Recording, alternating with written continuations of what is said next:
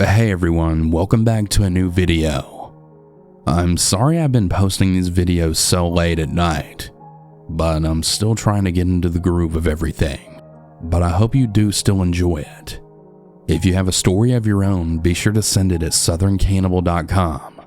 And with all that being said, let's get into the stories. Oh, and of course, remember to always stay hungry.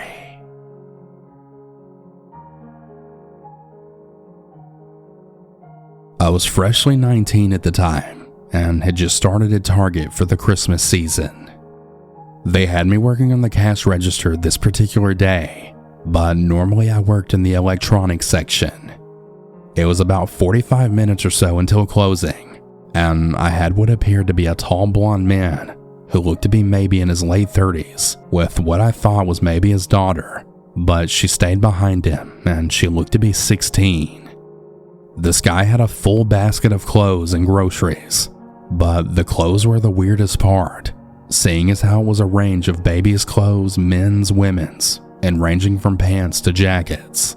He started a conversation, and I realized he was Russian, which isn't really rare around where I live, upstate South Carolina, but I was having kind of a hard time understanding what he was saying, but he was smiling the whole time. I'm a nice guy in general, and I'm not freaked out easy, so I kept the conversation going, until he started trying to get me to talk to his daughter, saying in his thick accent, "You seem to be really nice and attractive. We're new to the area, so you should take my daughter out around town." I said no because, first of all, I'm married, and also because she seemed younger and not interested. Honestly, she seemed kind of scared, but I didn't really think about it at the time. As I continued ringing out his things, he kept saying how I should take her out and asking what time I get off. I told him that I didn't know because we had to stay and clean up the store. I also forgot to mention that I was riding with my friend to work. He wrote down his number and gave it to me as we were finishing up. He spent over $500 in cash for the items. I never heard from him again, and I threw away the number. But I have always wondered whether that was really his daughter. What would have happened if I texted him? This may not seem very scary, but as a male, this very much took me off guard. Stay safe, everyone, and happy holidays.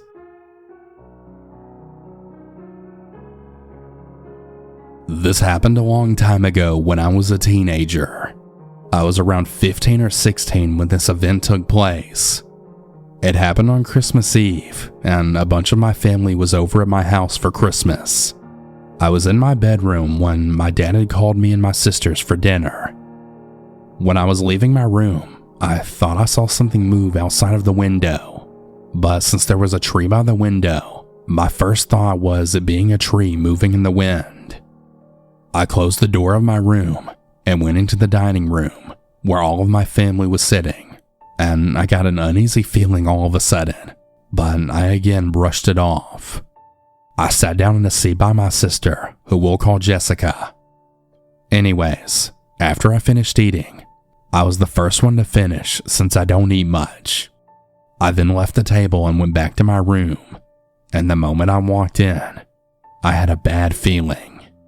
I didn't brush it off this time, and I looked out the window.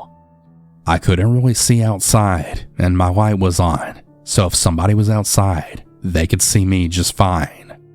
I shut off my lamp and looked again, but nobody was there. However, I then saw marks on my window, like fingerprints in the dust, but not a full handprint. I left my room and I went to my dad, who was still eating. He wasn't very concerned, but he still went to my room to check it out. But when he went inside, he saw someone pressing their fingers on the window, trying to see inside a bit more clearly. My dad then yelled, and I guess the person outside must have heard it, since he then stopped and bolted away. My dad ran outside and saw the guy. He said he looked to be a younger guy in his early 20s. He had a black hood on and jeans. Unfortunately, my dad didn't catch him, but we did call the police. but unfortunately, they weren't able to find him either. Some of our family even wanted to leave since they felt really uneasy from the incident. We haven't seen the guy since, but it's still really creepy to go through that during the holidays. I really hope I don't see that guy again, or any other creeper during the holidays.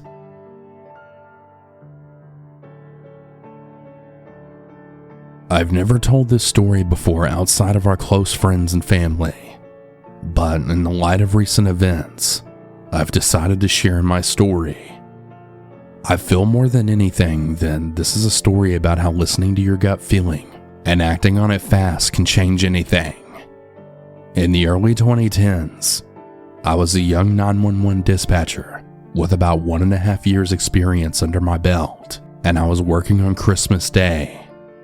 Since it was Christmas, all of the offices inside the courthouse were closed, and only essential personnel were working that day. That meant the only ones that were there were myself, 5 other dispatchers, and about 15 sheriff's deputies. To explain a few things and set the scene, us dispatchers were in a secured unlocked room in the basement of the courthouse, and the deputies that were not on any calls were in their squad room 2 floors above us. Normally the public can access their lobby, but with the holiday, the entire building was locked. Due to this, if a citizen needed to make a report or talk to a deputy, they would need to pick up the phone outside the courthouse or call dispatch on their cell phone to speak with one of us first. One more thing, the parking area for employees was around the side of the courthouse and was bordered on one side by a large man-made dike. This was because the courthouse sits right along a very large river, and the dike helps prevent flooding when the river's at high levels. This means that if someone were to stand at the top of the dike, they could look down on the parking lot and everyone unsuspectingly walking to their cars. Okay, now for the events of my story. So, like I said, it was Christmas Day around 2 p.m., and everything was pretty quiet. So much so that we were all watching Home Alone and eating snacks, with barely a call to answer or squeak of radio traffic. Even though I was at work in a dark basement, I was in a happy and jovial mood, and I almost forgot that given where we worked, that could all change in one instant. It was my turn to answer the phone. So when the regular office line, not the 911 line, rang, I answered with a chipper. "Dispatch." My screen indicated the caller was calling from a cell phone and was pinging in the general area of the downtown riverfront, which is also where the courthouse is located. There was a silence for a moment. "Dispatch, how can I help you?" I said. A gruff and already angry sounding man's voice said, "Yeah, I'm on my way there right now." "On your way where?" I asked. "On my way to you," he said in a creepy tone that made my hair stand. I said, "Sir, I'm sorry, but our offices are closed due to the holiday. Did you want me to make a report and I can have a deputy call you?" "You'll find out when I get there," he said sharply and then hung up. That was super weird, I thought. I turned around to my coworkers and I told them I felt like this caller was being vaguely threatening and that I had a really bad feeling. They had asked me why did I feel like that, since he basically just said he was coming to the courthouse with no direct threats, and what was anyone supposed to do with that little information? I really didn't know, but I then explained the sense of impending doom I felt, and everyone just laughed at the rookie, saying I was looking for zebras instead of horses. For a second, I thought they might be right, but then I was like, nope, I'm going with the voice screaming in my head, and if it ends up being nothing, oh well. After I made up my mind, I picked up the phone and called the squad room upstairs. I explained to the deputy the same reason I felt it was suspicious, and thankfully he understood, then saying, "Sure, we'll go check it out." I thought, okay, good, and I felt a little sense of relief, but just then, the phone rang again. The coworker that was giving me the most crap quickly answered, "Dispatch," in his nasally voice. After just a moment, he slowly turned around to us and said, "I just talked to the creepiest guy." All he said was, "I'm here," like a killer from a movie, and then he hung up. I thought, really? And then said, "Yeah, that's probably the same creepy guy I was talking about." Sure enough, the numbers matched, and I relayed this to the deputies checking around the courthouse. Still feeling very on edge, I sat and waited for an update. After a few minutes, one of the deputies yelled over the radio, "We're out with one on the dike with a code 9. Code 9 means firearm. They confirmed next that they had a subject in custody and that everyone was safe. I couldn't believe it. There was actually a guy just outside our workplace armed with a gun for who knows what reason. The deputies proceeded to run the man's name and firearm serial number and then took him to jail for booking on a threat with intent charge. All of this took a while, so I had to wait a few hours before one of the deputies came downstairs to give us the details. I thought I was already in shock, but after hearing the full details, believe me, I was shook. He said that they were already outside doing a basic perimeter check after I called them. One deputy walked up to the dike and checked behind a large power box. There behind that power box was a man crouching and trying to hide, and then next to him was a large high-powered automatic rifle. The nearby deputies rushed over, got him cuffed, and that's when they first let us know over the radio what was going on. As it turns out, this man was a disgruntled former employee of the county who got fired years previously for getting into a DUI wreck in his county-issued truck. His life then spiraled, and apparently, he lost everything, including his marriage and house. That was pretty much the last anyone had heard from him for years, until he popped up on Christmas with the murderous rage, just wanting to take it out on and kill some random county employees and cops. He knew we would be the only ones there that day, and where he was hiding up on the dike above the parking lot, he had a perfect vantage point to just pick us off during the shift change. I knew the guy sounded creepy, and I had a very bad feeling, but never in my wildest dreams would I think he was a potential active shooter and that we were his targets. Please always listen to your gut feeling, intuition, and the voice inside, or whatever you want to call it, because I would have much rather ended up being wrong and slightly embarrassed than dead.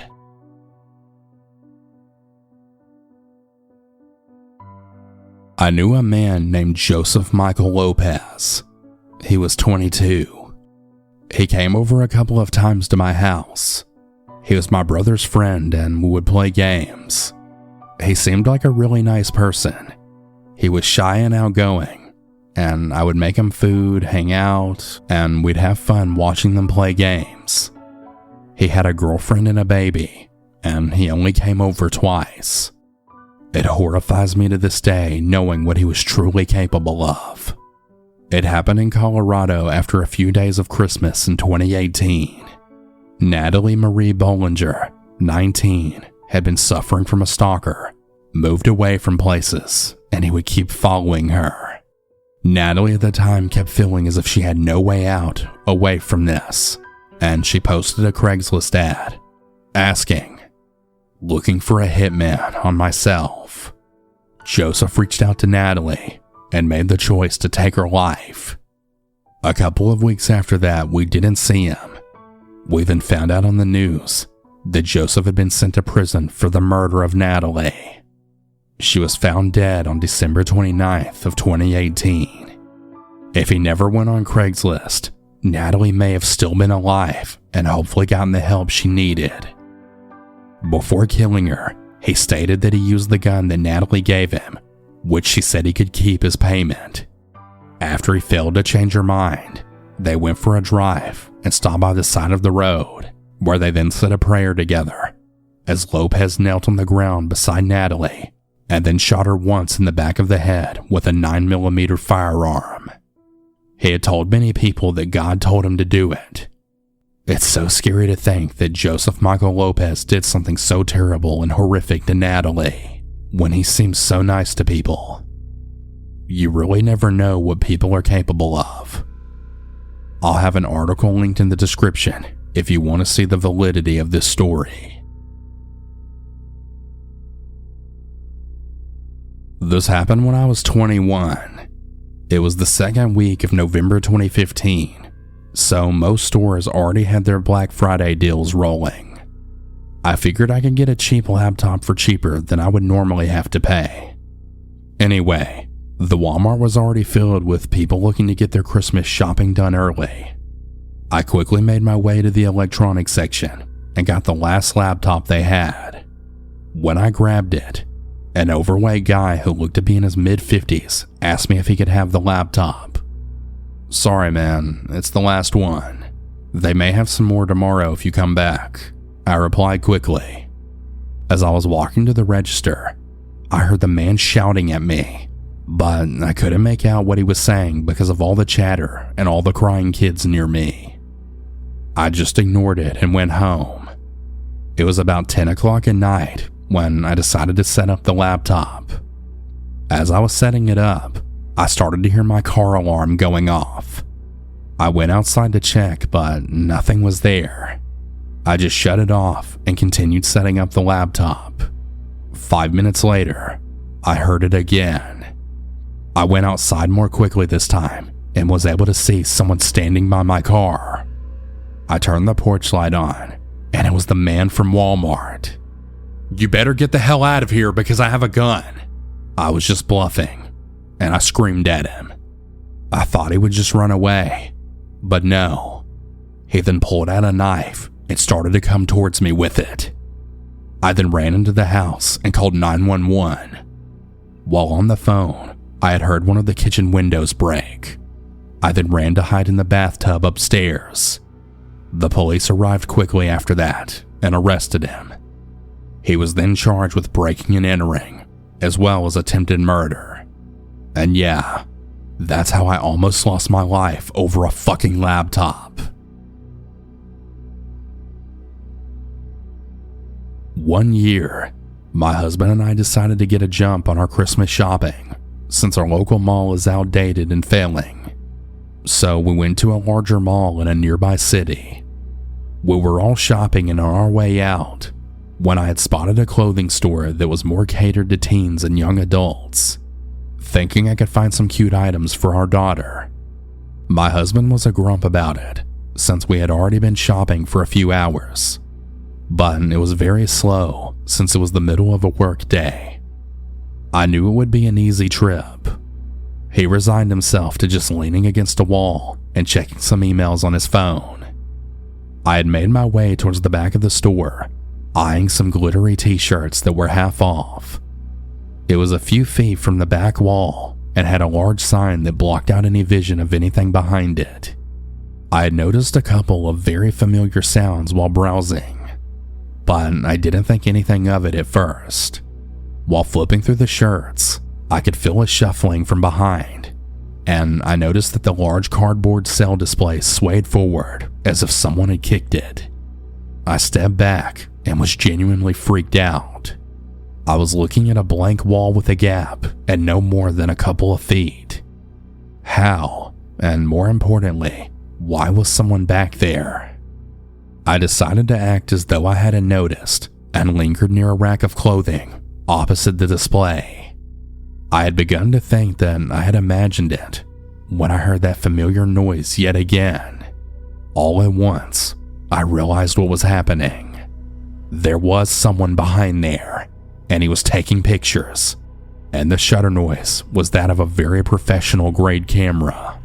My heart started to pound as my mind searched for any possible reasons a person might do that. I took several steps back to give him a false sense of security, and I peered at every angle to verify what I'd suspected. It worked, as I was able to make out a man tug behind the display, taking pictures towards the cashier stand. A young girl was quietly helping a customer, and then returned to some paperwork she had been filling out. It felt like hours looking back from the display to the girl before I knew I'd seen enough. I pretended to browse my way to the front and then told my husband what I'd seen. Now, he's 6 feet tall, so all he had to do was peer around the left side of the display to confirm what I had told him. We both understood the man's motives instantaneously, and I had to stop my lumberjack from yanking the man to his feet. Instead, I approached the girl, whom I later learned was only 16, but was able to work during the day due to her schedule and her communal homeschool program. I quietly asked her if it would be possible to speak with the manager, as there was no way I was going to tell her myself, not out in the open as we were. The manager had walked up from a small hallway, and to her confusion, I met her halfway and I motioned for her to back up out of sight. It took me a moment to assure her that I wasn't a crazy person, but once I got the words out, all the color drained from her face. She asked me to wait there as she casually called the cashier with the softest and slowest words I'd ever heard to then bring the inventory file to her. You could see her confusion, but she did what she was asked. She opened her office door and motioned for the girl to sit as she picked up the phone and asked for security. I felt terrible for the expressions the girls made, as it probably looked like she was being fired and escorted out.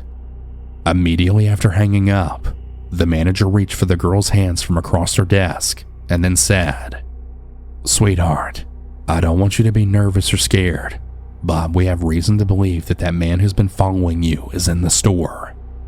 The manager looked at me with a pleading look, which I knew meant for me to sit with her so she can meet security. I could tell that it was very difficult for her to casually walk to the front as she took a couple of breaths before walking out the door. I knew my husband had not moved away from the doorway. The man had absolutely no chance of getting past him. He told me that she acknowledged him with a knowing look and a nod, as she had said hello to us when we came in. She stopped security from entering the store and ushered them off to the side. He told me that she, in a quiet rush of words, told them that he's back in the store and to call the police, and in one quick motion, she was back in the store and that she had pulled the gate down and locked it from inside. I was still with the young girl who was shaking and crying. I was so thankful for my disposition as she felt comfortable enough to let me put my arm around her. I tried to soothe her, telling her that it was okay and that her manager was going to take care of him. It turned out that the manager was her big sister and that they first noticed that man about a month after her little sister started working there. It started out as just unsettling looks as he wandered around the store. Then she would see him at the food court and even in the parking lot. She was convinced that he was following her, and they were even able to pick him up lingering around her on security cameras. Weeks before, she noticed him watching her from the driver's seat in an old car a few spaces opposite from her. She was so paranoid that she stopped driving and had her schedule changed to only work shifts where she could ride in with her sister. Her sister was all over it. Security knew the situation, but the cops told them there was nothing they could do until he openly committed a crime. Inside, my husband and the manager were anxiously awaiting the police while she nervously filled my husband in on what was happening. I'm so glad we both went in that day. We had all expected the man to realize what was happening and to try and make a run for it, but he actually stayed there until the police pulled him from his hiding place. He couldn't have been older than mid-20s. He had unkempt hair, a color mute hoodie, and a nice big camera. He went off with his head down and not a single word. I called back about a week later and learned that he had been arrested for predatory stalking, and they had a ton of evidence recovered from his camera.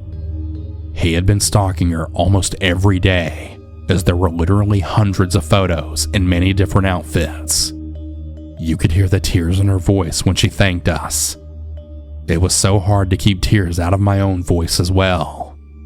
I have a daughter that's that same age. I really can't bear the thought of what might have happened had we not gone into that store.